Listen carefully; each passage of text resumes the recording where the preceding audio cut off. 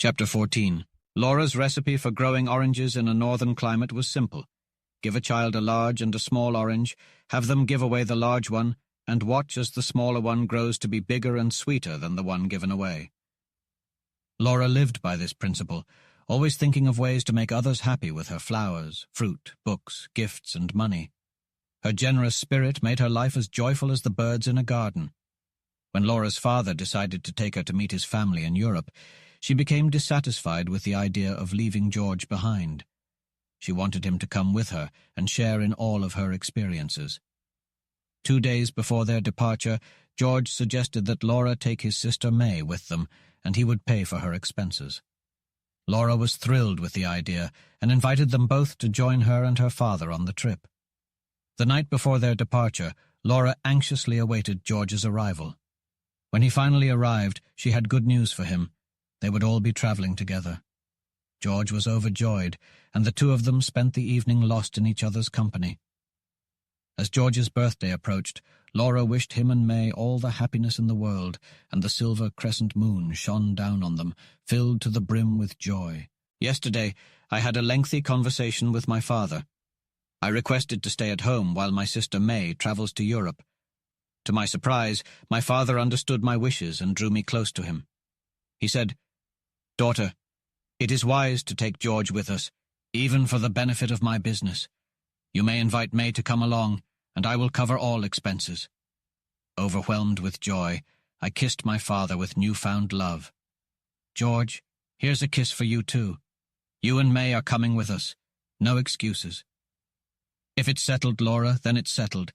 But how can May and I prepare for Europe in such a short time?" George asked. "You can wear your new business suit, and in the morning I will take May to buy a suitable travel outfit. We can purchase more clothes as needed in Europe," I replied. I felt ecstatic. My dream of traveling with George was coming true. We could share the experience and say to each other, "Isn't it beautiful?" That's half the pleasure of sightseeing. The small orange I kept had doubled in size, and I went to bed with a sweet joy in my heart. I dreamed of smooth seas, my mother, Kimberly, and George. May was overjoyed too. She had a talent for music and had taken lessons for 2 years in Boston. She had given up hope of studying abroad until my father's offer. Overwhelmed with emotion, she kissed George's hand and cried tears of joy. "Well, May," George said, "can you be ready by noon tomorrow?" "Ready by noon? Ready by daylight, George, if necessary," May replied. That night was a busy and happy time for the Thorns. My father had faced much hardship, and my mother had worked tirelessly for our family. But with this opportunity for advancement, their burdens grew lighter. Before the sun had risen, George and May had packed their trunks. By 10 in the morning, Laura and May had bought what they needed. At 2 o'clock, they took the express train to New York, where they arrived the night before their ship was set to sail. Colonel Drake, who was still superstitious, decided not to stay at the Hotel Waldorf anymore, as it had brought him bad luck. Instead, they went to the tall Hotel Plaza, which overlooked Central Park. Luckily, George had a talent for investigating tirelessly and observing closely. He was also a great thinker, having learned from his practical education in Troy and experiments with his father, James Thorn. Before leaving Drakeville, George had been studying possible changes in the production of iron and steel. He was excited to go to Europe, where he could verify or change his conclusions. He planned to use every moment of the trip to improve his skills. After saying goodnight to May and Laura, George told Colonel Drake that he would take the elevated railway to the Campania steamer to observe the firing of the great battery of boilers at midnight. He promised to be back in time for breakfast with the group.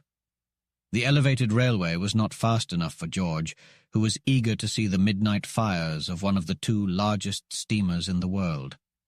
He arrived at Pier No. 40 at 15 minutes to midnight and went straight to the officer's cabin with a letter of introduction to the chief engineer.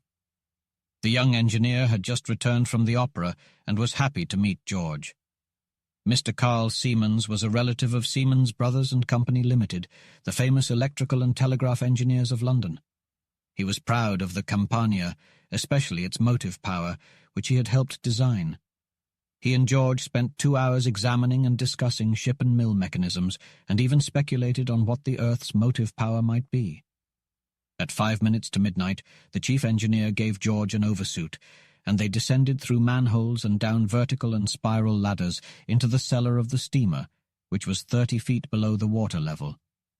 Siemens explained that the Campania had a strong double bottom that formed a series of watertight compartments which could provide ballast when needed.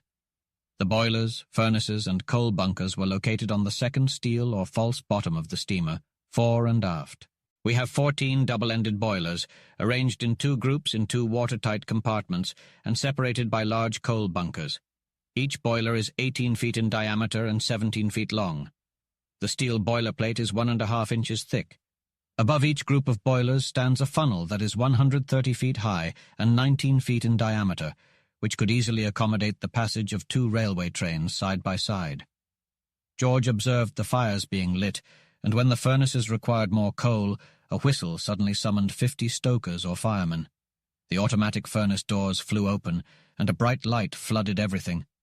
Long lances made draft holes in the banks of burning coal, through which the air was sucked with an increasing roar. The round red mouths of the 100 craters snapped their jaws for coal, which was fed to them by brawny men whose faces were streaked with grimy perspiration, and their bodies were almost overcome by heat. The 100 furnaces are kept at almost white heat from New York to Liverpool. 4 hours on and 4 hours off, and the best quality of food are some of the recent improvements, said Siemens. George Thorn shook his head, and his heart ached as he witnessed the stokers, and resolved to do his utmost to mitigate the hardships of labor. "What are the duties of the stokers?" inquired George. "Our stokers," replied Siemens, "must be strong and skilled men, for they both feed and rake the fires. The ashes and slag must be hoisted and dumped into the ocean, and fresh water is let into the boilers twice an hour as the gauges indicate. Daily the boilers convert over 100 tons of water into steam, which is condensed and used repeatedly." "What quantity of coal do you use?" asked George. "About 300 tons per day, or an average of nearly 2,000 tons per voyage. The coal-carrying capacity of the Campania, however, can be greatly increased when needed as an armed cruiser," replied Siemens. Siemens led Thorn to see the gigantic cranks and propeller shafts. Each of the several cranks is 26 inches in diameter and weighs 110 tons. The shafts, made of the toughest steel, are each 24 inches in diameter and weigh over 150 tons. The propellers are made of steel and bronze, and each of the 6 blades of the 2 screws weighs 8 tons. It was now past 2 o'clock, and George thanked Mr. Siemens and said he would be pleased to examine his department further when at sea. It was past 3 o'clock when George turned off his gas at the hotel. At 8 o'clock the next morning the Drakes met promptly at breakfast. Promptness was one of Evander Drake's virtues, and fortunately all his party agreed on its absolute necessity, especially when several journey together, if the happiness of all is considered. "George's eyes look like burnt holes," whispered May to Laura. Overhearing his sister's remark, George added, "Yes, May, and they feel worse after my 2 hours last night in the stokehole of the Campania. We thought after our long railway ride and the concert yesterday that you would gladly welcome a little sleep," said Laura. "I managed to catch a few hours of sleep, Laura, but my encounter with the owl during my visit to the steamer proved to be quite enlightening. Once we set sail, I'm certain you'll all be eager to join me in examining the intricacies of the marine engines on the Campania."